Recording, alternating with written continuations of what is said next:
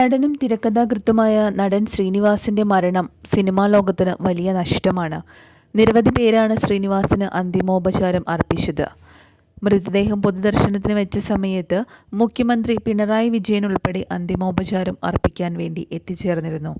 പിണറായി വിജയൻ എത്തിയപ്പോഴുള്ള ദൃശ്യങ്ങളാണ് സോഷ്യൽ മീഡിയയിൽ വലിയ രീതിയിൽ വൈറലായിരുന്നത്.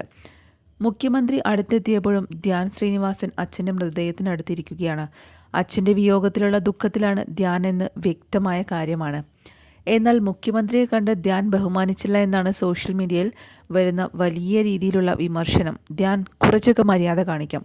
കേരളത്തിൻ്റെ മുഖ്യമന്ത്രിയാണ് വന്നത്, ഒന്ന് എണീക്കാമല്ലോ. എന്തൊക്കെ പറഞ്ഞാലും ഈ മനുഷ്യൻ സ്റ്റേറ്റിൻ്റെ മുഖ്യമന്ത്രിയാണ് എന്നൊക്കെയാണ് വരുന്ന കമൻറ്റുകൾ. എന്നാൽ ഇത്തരം ബാലിശമായ അഭിപ്രായങ്ങൾ ഭൂരിഭാഗം പേരും തള്ളിക്കളഞ്ഞിട്ടുമുണ്ട്. സ്വന്തം അച്ഛനാണ് മരിച്ചു കിടക്കുന്നത്, അച്ഛനാണ് മരിച്ചത്, ആ വിഷമത്തിലിരിക്കുമ്പോൾ ആര് വന്നാലും എഴുന്നേൽക്കേണ്ടതില്ലെന്നും അഭിപ്രായങ്ങൾ വന്നു.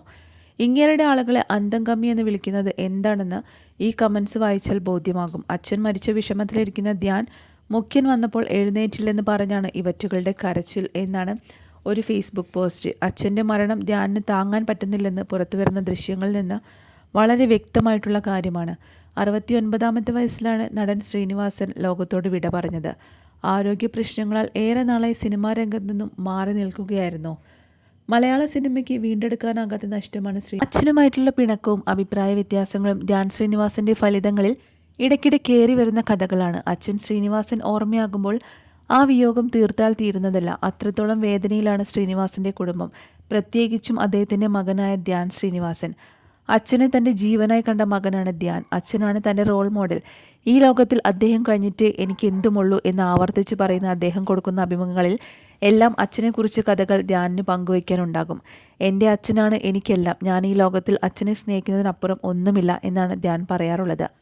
ഒരിക്കൽ ഒരു അഭിമുഖത്തിൽ സംസാരിക്കുന്ന സമയത്താണ് അച്ഛൻ തൻ്റെ പടത്തിന് വേണ്ടി പണമിറക്കിയ കാര്യം ധ്യാൻ പറയുന്നത്. താൻ സംവിധാനം ചെയ്ത സിനിമയിൽ അച്ഛൻ അഭിനയിച്ച സംഭവങ്ങളെക്കുറിച്ചൊക്കെയും ധ്യാൻ സംസാരിച്ചിട്ടുണ്ട്. തൻ്റെ അച്ഛനായി സിനിമയിലും ശ്രീനിവാസൻ എത്തിയിരുന്നു എന്ന് പറഞ്ഞിട്ടുണ്ട്. കുറേ കാലമായി ചെന്നൈയിലെ സ്ഥലം വിൽപ്പനയ്ക്ക് വെച്ചിരിക്കുകയായിരുന്നു. എൻ്റെ ഒരു സിനിമയുടെ ലാസ്റ്റ് സീക്വൻസ് ടൈമിലാണ് ഈ സ്ഥലം കച്ചവടമാകുന്നത്. നമ്മൾ നല്ല ടൈറ്റാണ്. വിശാഖാണെങ്കിൽ പൈസ ഒപ്പിക്കാനുള്ള ഓട്ടത്തിലും. ഇതിനിടയിൽ കാശിനൊരു വഴിയുണ്ട്, പിന്നെ പറയാമെന്ന് ഇവൻ എന്നോട് പറഞ്ഞു. ഞാൻ പറഞ്ഞു, എവിടെ നിന്നാണെങ്കിലും സാരമില്ല, നീ വാങ്ങിക്കൂ എന്ന്. അങ്ങനെ നമ്മുടെ സിനിമ തീർത്ത് നമ്മളൊക്കെ വീട്ടിൽ പോയ സമയത്താണ് അറിയുന്നത് ആ കാശ് നമ്മുടെ പുരയിടം വിറ്റ കാശാണെന്ന്. അച്ഛനാണ് നമ്മളെ സഹായിച്ചതെന്ന്. അഭിനയിക്കാൻ വന്ന ആളാണ് നമ്മുടെ കടം തീർത്തു പോകുന്നത്. ഒരു പക്ഷേ ഞാൻ ചോദിച്ചാൽ തരില്ലായിരുന്നു എന്നും ധ്യാൻ പതിവ്. അച്ഛൻ്റെ മരണശേഷം ആകെ തകർന്ന അവസ്ഥയിലാണ് ധ്യാൻ ശ്രീനിവാസൻ.